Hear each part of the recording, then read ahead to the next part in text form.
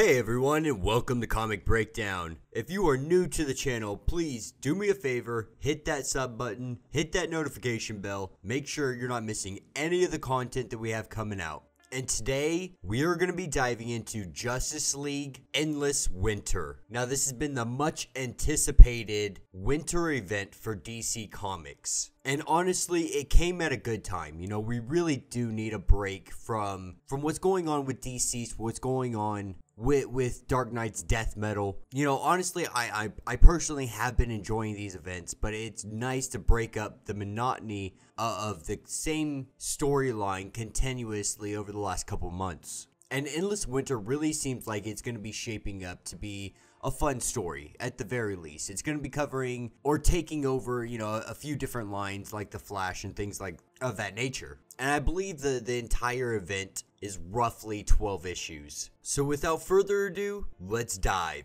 into this issue. So before we get into it, the writers are Andy Lanning and Ron Mars. Artist is Howard Porter. Colors are Hi-Fi. Letters is Anwar Design.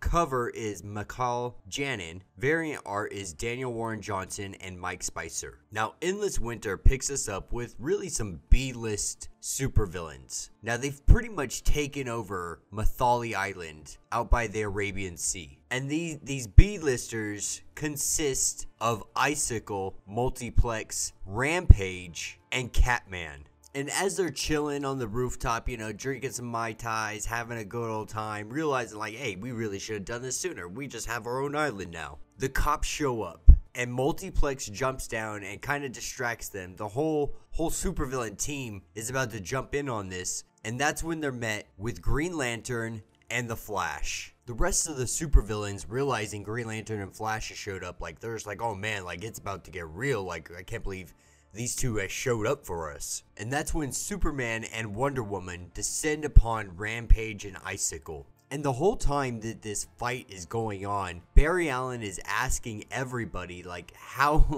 he's asking how they handle work and family life. Like, he's trying to have a full-blown, in-depth, like, emotional conversation about life right now while they're trying to take these guys on. And no one's really giving him an answer that he wants either. Or at least an answer that helps him in any kind of way. And during the fight, we see the arrival of Aquaman. Batman also arrives on the scene to take on Catman. So really, we're seeing our Justice League just jump into it full force, taking on these guys. You know, even if they are B-listers, they are a group that combined can be very dangerous. Now, we take up at the Arctic Circle. This is the Citadel Glacier. Now, this was originally the place where Superman's Fortress of Solitude had laid. But since it had been destroyed and it moved to a different location. Now what we see here out in the middle of this wintry, icy landscape of a place is Stag Industries. Not only that, but Sebastian Stagg himself is here. Now Superman and his Fortress of Solitude may be gone. But the thing about this is there's leftover crystals. And these crystals are a form of Kryptonian technology. And in the wrong or the right hands, it can be exploited for great good or great evil. But Stagg has really been pushing this crew to the limits, pushing everything to the limits, to the point where this is becoming a very dangerous excavation site to be on. And it's looking like it might go sideways pretty quick. Now we pick up with the Justice League, and they're throwing, you know, our supervillains into the paddy wagon. And the Flash and Superman take off and have a conversation. And the conversation doesn't last long. Superman, you know, gives him his very stereotypical speech about not being perfect, not being able to do everything right all the time, so on and so forth. But he gets word of a mudslide in Sri Lanka, and so he has to take off. But before he takes off, Superman tells Flash, like, maybe you should talk to somebody who you can resonate more on a level that's more you. And so he goes to Jefferson Pierce. Jefferson Pierce, aka Black Lightning, one of my favorite DC characters. And he asks the same question that he's been asking literally everybody else in the Justice League is, how do you do this?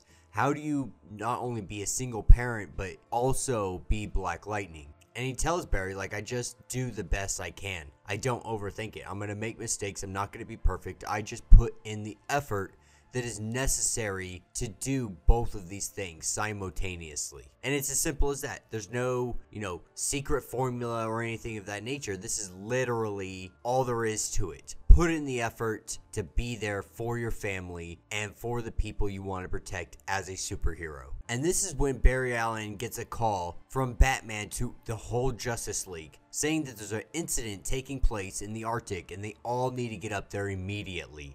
Picking up the glacier, the Citadel Glacier, Sebastian Stagg pretty much takes what crystals they're able to excavate and he hightails it out of there. Shortly after, the Crane and the rest of the crew seem to be having some kind of earthquake going on, but then the whole of the Crane busts wide open.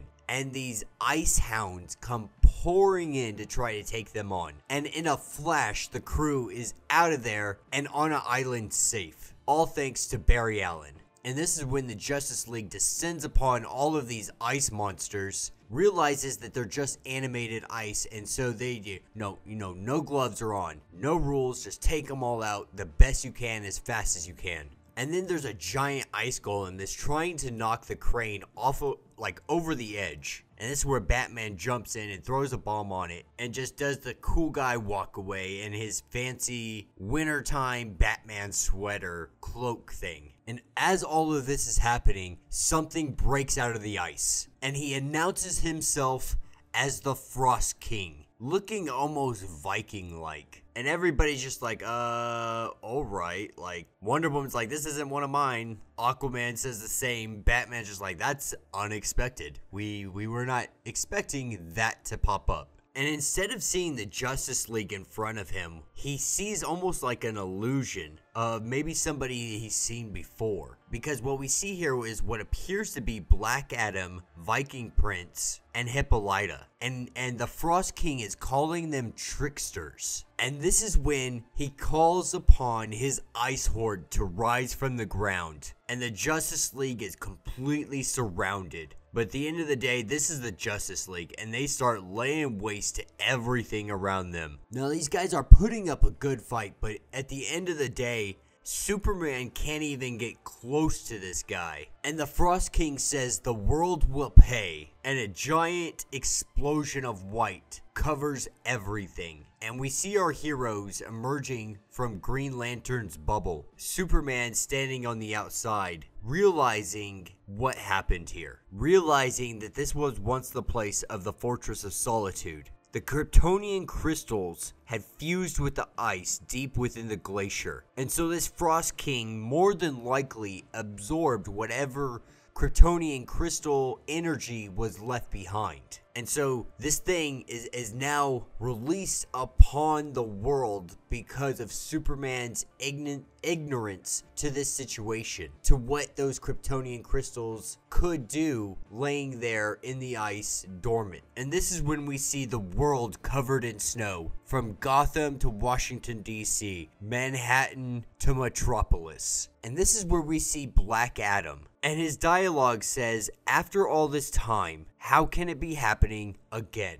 And this is where we pick up in 10th century Egypt. And we have the wizard Shazam being asked to release his champion because they need his help. The world is at stake. And so Shazam releases Black Adam. And this is where we see Black Adam, Viking Prince, Hippolyta, and Swamp Thing, ready to take on what we can only assume is the Frost King. And so from this, we can take away that during 10th century Egypt, these individuals were able to at least restrain him and imprison the Frost King. But now he's released, he's more powerful, and is infused with Kryptonian abilities at this point. So we can only imagine the limits of his power. But yeah, so let me know what you guys think. I honestly am really excited for this. This seems like it's going to be a decent story. I'm really excited to see where they're going to take it, how the Frost King is going to do against the Justice League as a whole, and how could they possibly reheat the Earth after this. That's going to be an interesting thing, because this is like a